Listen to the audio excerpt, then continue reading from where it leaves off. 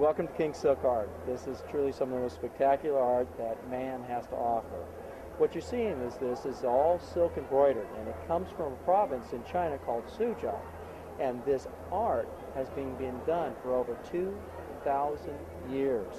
There are families that were put there by the emperor to embroider his robes.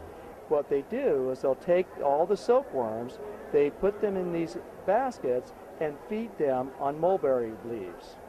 Once the silkworms have matured, they spin into a cocoon. And here's an example of a cocoon stage. The cocoon itself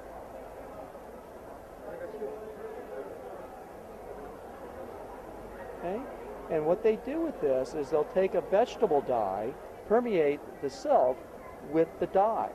So what you're looking at is an organic to an organic. So the dye becomes a permanent fixture in the silk thread, and so it will never lose its color. They can get about 2,000 feet out of one cocoon of that very, very fine fiber. This is thinner than a human hair. They'll then take this and literally just start stitching it. As part of it, the first thing they'll do is they'll split the thread down to a specific count of the thread itself. The thread starts with a total of 16 strands.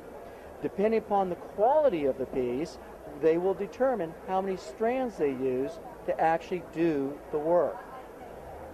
Something like this, like a tiger for example, these top quality pieces will take anywhere from months to years to complete.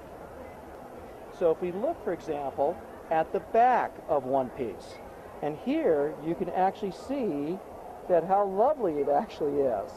And if you were to rub your hands over it, you can actually feel the little knots. This is actually one of the key elements to tell you that this has actually been stitched by hand. So in fact, if you turn it over, and there's the front. Absolutely wonderful.